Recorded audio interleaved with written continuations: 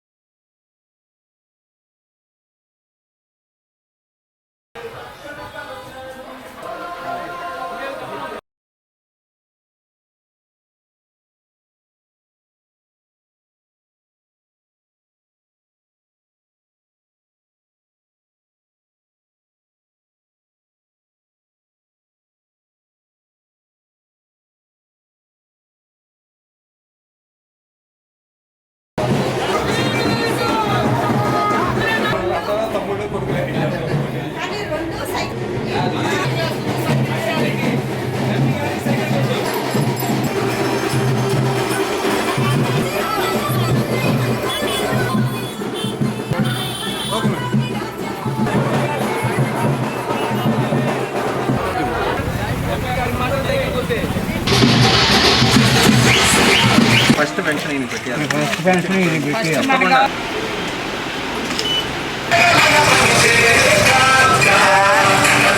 11 minor బాలికపై 72 వృద్ధుడు అత్యాచార యత్నానికి పాల్పడ్డ ఘటన తెనాలి చిన్నావూరులో వెలుగు చూసింది. బాలిక స్నేహితురాలు తాత ఐస్ క్రీమ్ ఇస్తానని చెప్పి బాలికను ఇంట్లోకి తీసుకువెళ్లి అత్యాచార యత్నానికి పాల్పడ్డాడని బంధువులు ఆరోపించారు. భయంతో ఇంటికి వెళ్లి తల్లిదండ్రులకు బాలిక విషయం చెప్పడంతో ఘటన వెలుగులోకి వచ్చింది. స్థానికులు పట్టుకునే ప్రయత్నం చేయగా వృద్ధుడు ఎస్కే మీరావళి పరారయ్యాడు. బాలిక కుటుంబ సభ్యుల బంధువులు పెద్ద సంఖ్యలో వచ్చి 1 టౌన్ పోలీస్ స్టేషన్లో ఫిర్యాదు చేశారు.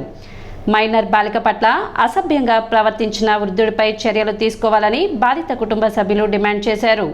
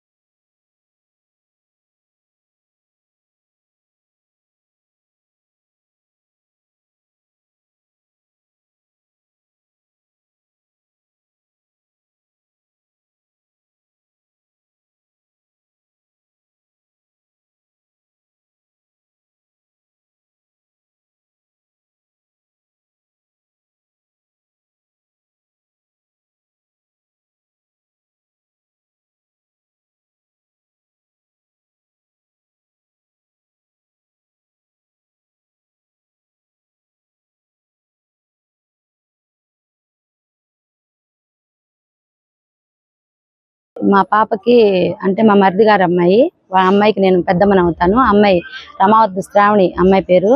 సో అమ్మాయి ఆడుకుంటుంటే ముస్లిమ్స్ అతని పేరు మాకు తెలీదు, మా పక్క వీధిలో ఉంటాడు అతని మనవరాలు మా పాప ఎప్పుడు స్నేహితులుగా ఉంటారు. వాళ్ళు తరచూ ఆడుకుంటూ ఉంటారు.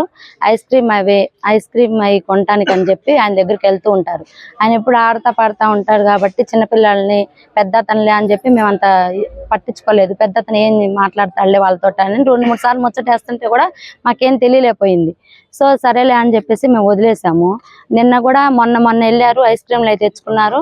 నిన్న కూడా వెళ్తే వాళ్ళ మనవరాలు కూడా వెళ్ళిందండి. ఐస్ క్రీమ్లు ఇచ్చి ఆ అమ్మాయిని పక్కన కూర్చోబెట్టి ఈ పాపని లోపలికి తీసుకెళ్లి పర్సనల్ బాటిల్ మీద చేతులు వేసి 10 నిమిషాలు మా అమ్మాయి మాకు తక్కపోతున్న మేమైతే చూసుకోలేకపోతే పర్సనల్ బాటిల్ వైపు చేతులు వేసి ఇష్టాచారంగా పిల్లని ఇచ్చేస్తున్నారు సార్. తలుపు తీయమని పాప అడుగుతుంటే కూడా తీయకుండా 200 ఇస్తా కొనుక్కోవడానికి అని చెప్పి వాళ్ళ మనవరాలను తీసుకొని నీతిగా చేశాడంట సార్. ఆ పాప తీసుకొచ్చుకొని మీ అమ్మ మీ నాన్న చెప్పంటే కూడా పిల్ల దడిచి చెప్పలేదు. నిన్న మేము అటుగా వెళ్తుంటే వాళ్ళ మనవరాలు మాకు చెప్తే వెళ్ళొద్దమ్మా అన్నాను. ఇవాళ కూడా అలాగే పిలిచి పాపని ఇచ్చేసాడు సార్. గీతాంజలి పబ్లిక్ స్కూల్ అండి, చిందావూరు Gitanjali public school.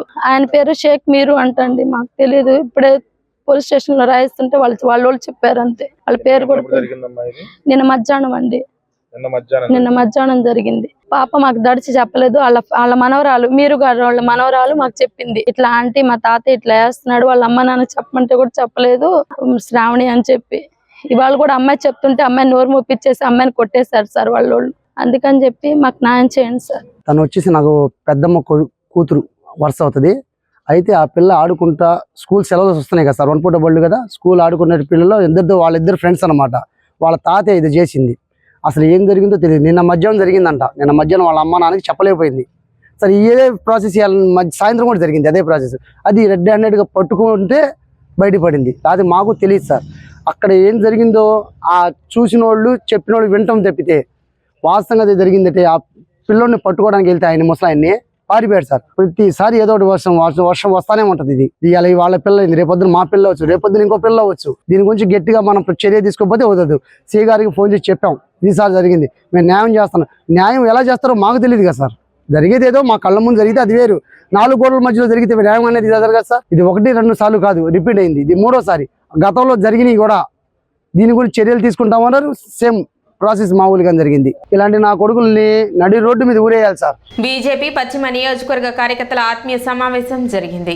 TDP Guntur parliament అభ్యర్థి పెమ్మసాని చంద్రశేఖర్, టీడీపీ పశ్చిమ నియోజకవర్గ అభ్యర్థి గల్లా మాధవి, బీజేపీ నేతలు వల్లూరి జయప్రకాష్ నారాయణ, చందు సాంబశివరావు, వనమా నరేంద్ర కుమార్, శనక్కాయ అరుణ ఇతర నాయకులు పాల్గొన్నారు.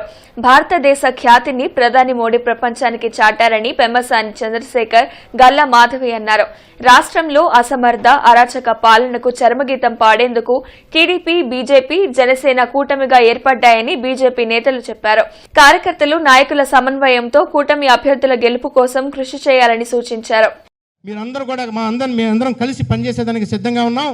మమ్మల్ని కలుపుకొని పోయి మీతో పాటు కనుక ముందుకు తీసుకెళ్ళినట్టయితే మీకోసం సైనికులుగా పనిచేసేటటువంటి బాధ్యత భారతీయ జనతా పార్టీ తీసుకుంటుంది.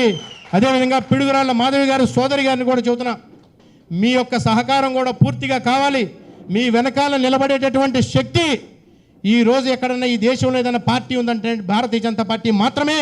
ఇది పెద్దలందరూ కూడా గ్రహించారు. కాబట్టి భారతీయ జనతా పార్టీతో కలిసి ప్రయాణం చేయాలి. ఈ రాష్ట్రాన్ని, ఈ దేశాన్ని అభివృద్ధిలో భాగస్వామ్యం కావాలి అనే ఒక సదుద్దేశంతో అందరినీ కలుపుకునేటటువంటి పని చేస్తూ ఉన్నారు. కాబట్టి మీ సహకారాన్ని మరింతగా ఉండాలని. ఈరోజు రాష్ట్రంలో ఏర్పడిన అధర్మం, అవినీతిని అరికట్టాలి అంటే ప్రతి ఒక్క ధర్మబద్ధమైన నాయకుడు ఈరోజు కలిసికట్టుగా పనిచేయాల్సిన అవసరం ఎంతైనా ఉంది. కాబట్టి నాకు వచ్చిన ఈ అవకాశాన్ని, ఈ రాష్ట్ర అభివృద్ధి కోసం నాకు తెలుగుదేశం పార్టీ కూటమి ఇచ్చిన ఈ అవకాశాన్ని ప్రతి ఒక్కరూ నాకు తోడుండి మీ యొక్క సహాయ సహకారాలు అందిస్తూ నన్ను ముందుకు నడిపించాల్సిందిగా ఇక్కడ పేరు పేరిన ప్రతి ఒక్క నాయకుడిని, ప్రతి ఒక్క విద్యావేత్తని, విఘ్నుల్ని నేను విజ్ఞప్తిస్తున్నాను. చంద్రబాబు నాయుడు గారికి ఏపీ అంటే 2 కళ్ళు, ఏ అంటే అమరావతి, పి అంటే పోలవరం. అదే జగన్మోహన్ రెడ్డి గారికి ఆయన ఏ అంటే ఆపటం, పి అంటే పడగొట్టడం. కాబట్టి ఈ రాష్ట్రంలో అమరావతి కట్టాలన్నా, అభివృద్ధి చెందాలన్నా, పోలవరం పూర్తి కావాలన్నా, రోడ్లు బాగుపడాలన్నా, నిరుద్యోగులకు ఉద్యోగులు కావాలన్నా ఈరోజు Bharatiya Janata party central government సహకారం లేకుండా ఏమీ చేయలేమని నేను తెలియజేసుకుంటా ఉన్నాను. ఏదేమైనప్పటికీ మనందరం కలిసి ముందుకు వెళ్దాం. మీరందరూ కూడా మా తెలుగుదేశం పార్టీ కార్యకర్తలుగా మేము భావిస్తాం. ఇప్పుడే కాదు, ఎలక్షన్స్ అయిపోయిన తర్వాత కూడా మీరందరూ ఏ రోజైనా మా దగ్గరికి రావచ్చు. ఎలక్షన్ కమిషన్ ఆదేశాలతో నేటి గ్రామ వార్డు సచివాలయాల వద్ద పెన్షన్ల పంపిణీ కార్యక్రమం ప్రారంభమైంది. ఎన్నికల కోడ్ అమలులో ఉన్న నేపథ్యంలో వాలంటీర్ల ద్వారా పెన్షన్ల పంపిణీ విధానాన్ని ఎన్నికల కమిషనర్ నిలిపివేశారు. సచివాలయాల సిబ్బంది ద్వారా పెన్షన్లను పంపిణీ చేయాలని ఎన్నికల కమిషన్ ఆదేశాలను జారీ చేయడంతో నేటి నుండి 6వ తేదీ వరకు పెన్షన్లను పంపిణీ చేసేలా అధికారులు చర్యలు చేపట్టారు. వృద్ధులు, వికలాంగులు, అనారోగ్యంతో ఇబ్బంది పడేవారి ఇంటి వద్దకే సచివాలయం సిబ్బంది వెళ్లి పెన్షన్ పంపిణీ చేయాలని, మిగతా వారికి సచివాలయం వద్దే పెన్షన్ ఇవ్వాలని ఈసీ ఆదేశించారు. ఈ నేపథ్యంలో సచివాలయ వద్ద అవసరమైన ఏర్పాట్లను చేశారు. ఇబ్బంది లేకపోతే ప్రశాంతంగా ఉందని రాస్తాం, అంతేగాని ఇయ్యొద్దని చెప్పకూడదు.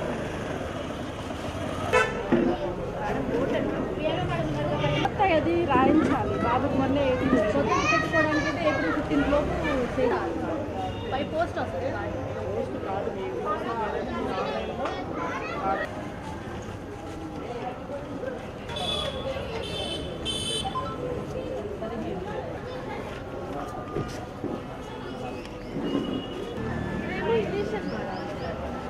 చేంజెస్ కూడా కన్సర్న్ బిఎల్ఓ మీ ఇంటికి వచ్చిన వాళ్ళు ఎవరైనా సిటీ న్యూస్ ముంచెంన ముఖ్యాంశాలు మరోసారి.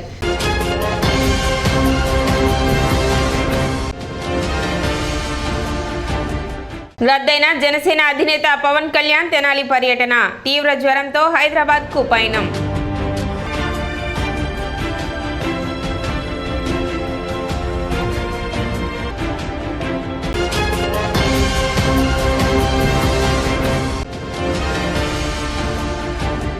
పదకొండు సంవత్సరాల చిన్నారిపై అత్యాచారానికి యత్నించిన 72 ఏళ్ల వృద్ధుడు.